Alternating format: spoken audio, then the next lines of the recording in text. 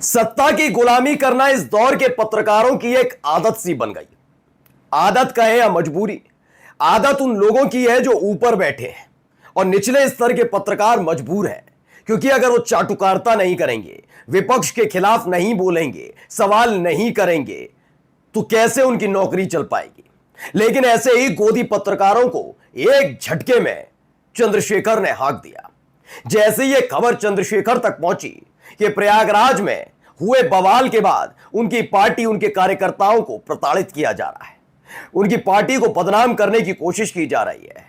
जो काम करनी सेना के लुच्चों के साथ करना चाहिए था, उससे ज्यादा गाड़ियां सीज, गिरफ्तारी, एनएसए वाली कार्रवाई उनकी पार्टी के कार्यकर्ताओं पर की जा रही है। और इन सब के बीच अखिलेश यादव ने भी मोर्चा खोल दिया है। तो बिल्कुल अखिलेश यादव वाली स्टाइल में चंद्रशेखर ने गोदी पत्रकारों को हड़का दिया। ये वो गोदी पत्रकार है जिनकी हिम्मत और हैसियत नहीं हो पाती कि योगी, मोदी, शाह उनसे आंखों में आंखें डालकर देश और उत्तर प्रदेश में फैली अराजकता पर सवाल पूछ लें। नहीं पूछ पाए आज तक योगी आदित्यनाथ से कि बताओ उत्तर प्रदेश के मुख्यमंत्री करनी सेना के लुच्चों के खिलाफ क्या कार्रवाई हुई और क्यों उन पर आशीर्वाद बना रहा। कैसे एक सांसद पर हमला होने के बावजूद भी मामूली धाराओं में उनके खिलाफ केस दर्ज होता है। बताओ अखिलेश यादव के ऊपर 5 करोड़ का इनाम रखने वाले लफंगे के खिलाफ क्या कार्रवाई की। ये हिम्मत नहीं है इनके खिलाफ पूछने की। लेकिन चंद्रशेखर की जो प्रॉपर्टी है उसे जब्त करवाने के लिए ऐसा सवाल पूछा जा रहा था। एक झटके में क्लास लगाई, मुंह टेढ़ा करके भाग गया वो गोदी पत्रकार। नमस्कार, मैं हूं प्रज्वल गौतम और आप देख रहे हैं न्यूज सर्किल। वैसे तो मैं पत्रकार उसी जमात से आता हूं, लेकिन मैं कहता हूं कि सबको अपनी हदों में रहना चाहिए। बिल्कुल, अगर चंद्रशेखर की पार्टी का कोई कार्यकर्ता बवाल करता, उत्पात करता है तो 10 बार सवाल पूछना चाहिए। समाजवादी पार्टी का करता तो अखिलेश यादव से 100 बार सवाल पूछना चाहिए। लेकिन यह सवाल सत्ता के आशीर्वाद से लुच्चे ही करने वालों से करने लगे तो पूछना चाहिए ना सत्ताधीशों से। तो उस समय क्यों बोलती बंद हो जाती है? क्यों नहीं बोल पाते हैं? देखिए, आज चंद्रशेखर से सवाल कर रहे थे, पहले वो सवाल सुनिए, सिर्फ सवाल। तो इसमें एक व्यक्ति पूछता है कि सीएम ने कहा, सीएम कौन? उत्तर प्रदेश के मुख्यमंत्री, क्या कहा कि जो नुकसान हुआ इसकी भरपाई आपके खाते से की जाएगी। चंद्रशेखर कुछ बोल रहे थे, बोलते बोलते रुके, वो भी आगे आपको दिखाऊंगा। लेकिन इस सवाल इसका है कि कौन सी चीजें, जो नुकसान, कौन सा नुकसान और कौन सी भरपाई। तो नुकसान मैं आपको बता देता हूं। प्रयागराज के करछना इलाके में एक दलित बच्चे की मौत होती है, जलकर मौत हो जाती है। परिवार वाले आरोप लगाते हैं उसकी मौत नहीं हुई, जला नहीं, जलाया गया है। चंद्रशेखर एक सांसद और चूंकि आजाद समाज पार्टी के अध्यक्ष भी हैं, उस नाते वो मुलाकात करने जा रहे थे। लेकिन योगी आदित्यनाथ की पुलिस को अचानक से याद आया, अगर ये चले जाएंगे तो सुरक्षा व्यवस्था बिगड़ जाएगी। तो भैया, सुरक्षा व्यवस्था संभालने का जिम्मेदारी उठाने वाली योगी आदित्यनाथ की शांति दूत खाकी पहने, उन्होंने रोक दिया। उसके बाद वहां पर तमाशा हुआ, बवाल भी हुआ, उत्पात भी हुआ, तमाम चीजें हुई, वो सबने देखा।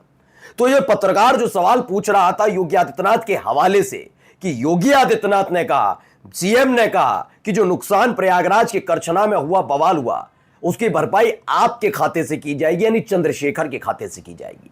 वहीं उसी जगह सबके सामने कान पकड़कर मरोड़ दिया उस पत्रकार का। सुनिए क्या कहा चंद्रशेखर ने। मुख्यमंत्री मेरे खाते से जी, मेरा नाम लिया मुख्यमंत्री। ये सोच समझ के बोलो पत्रकार साथी, हवा मत बोला करो आप लोग। टीआरपी के लिए पता नहीं क्या क्या बोलते हो। मेरा नाम लिया तो बताओ, वरना तुम्हारे खिलाफ एफआईआर कर दूंगा कि मेरे खाते से ली जाएगी। बताओ, मेरा नाम लिया गया? मैं फिर आपसे कह रहा हूँ, मेरे ऊपर इससे बड़ा आरोप लगाता जब हाथरस की घटना है 100 करोड़ की फंडिंग का। याद है नहीं याद है आपको? जब मैं सहारनपुर जेल में गया 16 महीने नक्सली होने का, इन आरोपों को, तमाम तरह चीजों को मैं जानता हूं। और मेरे खाते से करवा लो, मैं तो तैयार बैठा हूं। मेरे लोगों के लिए तो मेरे खून का कतरा कतरा भी हाजिर है। लेकिन मैं फिर ये बता रहा हूँ, सीबीआई जांच कराओ, दूध का दूध, पानी का पानी है, पता लग जाएगा हिंसा किसने कराई और किसका नुकसान हुआ। ठीक है, धन्यवाद। देखिए, मैं फिर अब उसी पर आता हूं। ये हमारी जमात के लोग हैं, लेकिन मैंने कहा ना, सवाल पूछिए तो तरीके से पूछिए। आपने क्या कहा? योगी आदित्यनाथ ने कहा। योगी आदित्यनाथ ने कहीं ऐसा नहीं कहा, नाम लेकर कहीं नहीं कहा, लेकिन इनका एक मंशा रहती है। सोचिए, जो योगी आदित्यनाथ ने नहीं कहा उससे 4 कदम आगे बढ़कर एक सांसद, चूंकि वो विपक्षी पार्टी का और दलित समुदाय से ताल्लुक रखता है, तो कितने आसानी से उससे कह दिया कि भाई आपके खाते से आपकी प्रॉपर्टी को जब्त कर दिया जाएगा। योगी सर, क्या कभी यह पूछा कि योगी सरकार कार्रवाई नहीं कर पाई करनी सेना के खिलाफ, लुच्चों के खिलाफ, योगी आदित्यनाथ की प्रॉपर्टी सील हो पाएगी? ये पूछ पाएंगे? हैसियत है? सोचिए, प्रॉपर्टी छोड़ दीजिए। योगी आदित्यनाथ ने यही सवाल कर लिया कि क्यों प्यार बरसा रखा था। ये पूछ पाएंगे? नहीं, ये नहीं सवाल पूछ पाएंगे। मैंने कहा ना, जिन लोगों की हैसियत नहीं है वो पत्रकार बने फिर रहे हैं। ये पत्रकार नहीं, चाटुकार है। तो ऐसे ही चाटुकार पहुंच गया था, बड़े लिहाज तरीके से उनसे समझाया क्या मेरा नाम लेकर कहा, और नाम लेकर नहीं कहा तो हवाबाजी बंद करो टीआरपी के चक्कर में, वरना एफआईआर दर्ज करा दूंगा। जैसे ही एफआईआर का नाम लिया वैसे ही पत्रकार की सांसें थम गई कि चाटुकारिता करना इतना भारी पड़ गया कि चंद्रशेखर ने सबके सामने कान ऐंठ दिए। देखिए, नरेंद्र प्रताप खुद एक पत्रकार ने, उन्होंने लिखा, मुजफ्फरनगर में गुस्साए चंद्रशेखर ने पत्रकार को दी एफआईआर की धमकी। क्यों ना दी जाए, देनी भी चाहिए। सीएम ने कहा है कि जो नुकसान हुआ उसकी भरपाई आपके खाते से की जाएगी। चंद्रशेखर, मेरे खाते से? मेरा नाम लिया मुख्यमंत्री ने। सोच समझकर बोलो पत्रकार साथी, हवा में बात करो आप लोग, हवा बात करो आप लोग। टीआरपी के लिए न जाने क्या क्या बोलते हो। मेरा नाम लिया है तो बताओ, वरना तुम्हारे खिलाफ एफआईआर कर दूंगा कि मेरे खाते से ली जाएगी। बताओ मेरा नाम लिया क्या? बिल्कुल सही बात है। आप सोचिए, ये हालात विपक्षी पार्टी के सांसदों के बने हुए हैं। सवाल किससे होना चाहिए? सवाल हर तरीके से अगर देखा जाए सत्ता पक्ष से, हर लिहाज से सत्ता पक्ष से होना चाहिए। मैं कहता हूं कि अगर उसमें भीम आर्मी के भी हैं, उसमें अगर आजाद समाज पार्टी के कार्यकर्ता है, तो भी प्रयागराज पुलिस इसमें नाकामयाब रही। इतनी बड़ी घटना हो कैसे गई? सत्ता संभाल कौन रहा है? पुलिस प्रशासन संभाल कौन रहा है? यह हो कैसे जाएगा? और मैं बार बार लौटकर क्यों करनी सेना पर आता हूं, आप समझ ही रहे हैं। इसीलिए आता हूं क्योंकि जब वो लोग करते हैं कुछ, तब इनके मुंह में दही जम जाती है। पत्रकारों की हिम्मत नहीं। सोची, माइक लगाकर आज तक वाला उस छटांग वर्ग का लड़का बोल रहा था अखिलेश यादव गोली मार दूंगा। वो बात अलग है कि जब समाजवादी पार्टी के कार्यकर्ता कोर्ट गए तब जाकर उसके खिलाफ एफआईआर हुई। पुलिस की भी हिम्मत नहीं हो पा रही थी, उसके खिलाफ एफआईआर दर्ज कर रहे हैं। पत्रकार की भी इतनी हिम्मत नहीं हो पाई। क्या शब्द बोल रहे हो? गोली मार दोगे तुम? आतंकवादी हो? कौन हो तुम? लुच्चे हो, लफंगे हो, गुंडे हो, मवाली हो? कौन हो? किसकी ताकत पर उछल रहे हो? ये सवाल नहीं कर पाया था पत्रकार। आप सोचिए, लोकतंत्र, संविधान, इसकी माला जप जप कर कैसे माहौल क्रिएट करते हैं। उस छटांग वर्ग का लड़का धमकी देता है, पत्रकार उसे जोर शोर के साथ चलाते हैं कि वाह वाह क्या बाइट दी है, क्या बयान दिया है, इसी बयान से खेलेंगे हम कि अब तो अखिलेश यादव ये और अखिलेश यादव वो। क्या योगी आदित्यनाथ के खिलाफ इस तरह की भाषा शैली का इस्तेमाल करने वाले को क्या पहली फुर्सत में गिरफ्तार नहीं कर लिया जाएगा? लेकिन नहीं, बोलना तो छोड़िए, किसी ने गलती से ट्वीट भी कोई कर दिया तो अगले योगी आदित्यनाथ को धमकी देने वाले को गिरफ्तार किया, ये खबर चला चला का माहौल क्रिएट करेंगे। और गलती से वो मुसलमान निकला तो और बड़ी खबर बना दी जाएगी, उसे कहां से जोड़ दिया जाएगा।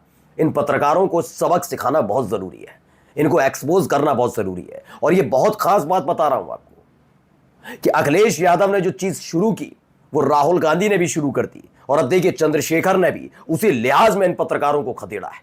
यकीन मानकर चलिए, इनकी अक्ल ठिकाने आने वाली नहीं है जब तक वो फुटेज देना बंद नहीं करेंगे, जब तक इनकी हैसियत, इनकी औकात बताना बंद नहीं करेंगे। वरना ये पत्रकार यूं ही विपक्ष को एक कटघरे में खड़ा करते रहेंगे।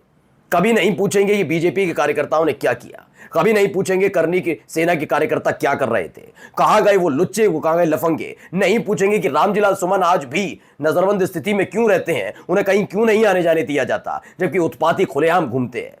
क्यों नहीं पूछते वो अलीगढ़ का एक अपने आप को करनी सेना से बता रहा था संबंध, वो 5 करोड़ रुपए रख रहा था इनाम, उसको गिरफ्तार क्यों नहीं किया गया? उस पर एनएसए क्यों नहीं लगी? कितनी गाड़ियां थी जो करनी सेना के उस कार्यकर्ता जब रामजीलाल सुमन के घर पहुंचे थे, कितनी गाड़ियों को सीज किया गया, कितनी गिरफ्तारियां हुई, कितनों को कान पकड़ के माफी मंगवाई गई, वो नहीं पूछा जाएगा। और कितनों की संपत्तियां सीज की गई? कुछ नहीं तो कुछ नहीं। नमस्कार।